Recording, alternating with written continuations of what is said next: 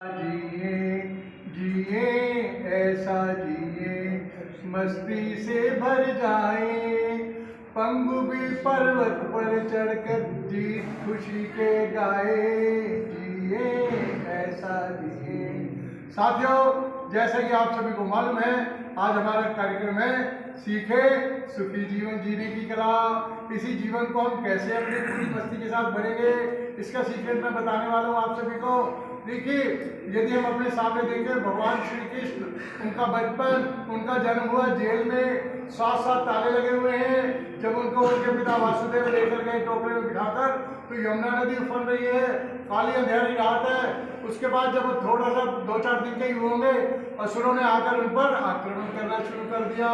मानो पैदा होते ही चारों तरफ से एक बिजलियां गिर रही हैं। वो बालक, उसके पैदा होने पर कहीं किसी ने थाली नहीं बजाई, खुशियां नहीं मनाई, लेकिन चारों ओर से विपत्तियों का पहाड़ उन पर टूट रहा है। उसके अलावा उनका जब अंतिम समय देखते हैं तो बताते हैं, जैसा कि हमें पौराणिक कथाओं से पता लगता है कि अंतिम समय एक शिकारी ने उनके पैर पर तीर मारा, और वहां भी उनके लिए कोई शोक करने वाला कोई नहीं था। जन्म कितनी भयानक विपत्तियों में हुआ, अंतिम समय उनका पता नहीं कैसा, कितना एक बिल्कुल अलग से था, रहस्यमय था।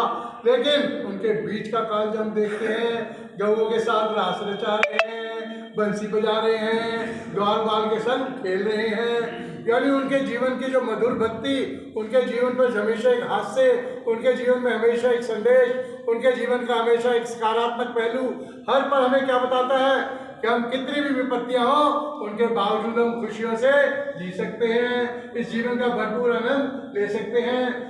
साथियों, हमने कई बार डॉक्टर लैब में जाकर अपनी ईसीजी कराई है, तो ईसीजी में हम पिक्चर में क्या देखते हैं, हमारे सामने जो लाइनें होती हैं, up down up down up down होती रहती है। अप डाउन का मतलब क्या है कि आपका जीवन चल रहा है, लेकिन जब हम देखते हैं अचानक स्क्रीन पर वो सीधी लाइन चलनी शुरू हो जाती है, तो उसका अर्थ क्या हुआ, जीवन समाप्त हो गया। यानी उतार चढ़ाव और चुनौतियां तो हमारे जीवन में हर पल आएंगी, उनका किस ढंग से हम मुकाबला करते हैं ये पूरी तरह हमारे ऊपर निर्भर है। अब हम देखते हैं कि अपने जीवन में हम वो कह रहे हैं, अपने लिए क्या चीज उगा रहे हैं जो आगे हमें उसका लाभ मिलने वाला है। एक बहुत सुंदर घटना अहमदाबाद की हम देखते हैं। अहमदाबाद में एक लगभग 10-12 वर्ष का बालक, मासूम सा बच्चा, भूख से व्याकुल है। 2 दिन से उसने कुछ भी नहीं खाया। उसने घर का दरवाजा खटखटाया, एक महिला ने दरवाजा खोला। उसने कहा, बोलो बेटे क्या चाहिए। बच्चे को संकोच हुआ कि माँ से कैसे कह दूं मैं भूखा हूँ, मुझे भोजन चाहिए। संकोच हुआ उसे। उसने कहा, माता जी मुझे पानी पिला दो। माँ समझ गई इसका चेहरा देखकर कि ये भूख से व्याकुल है, क्योंकि माँ के अंदर एक परमात्मा का निवास होता है, वो अंतर्यामी होती है। माँ अंदर गई तो एक गिलास दूध का भर के लाई और एक बिस्कुट का पैकेट लेकर आई।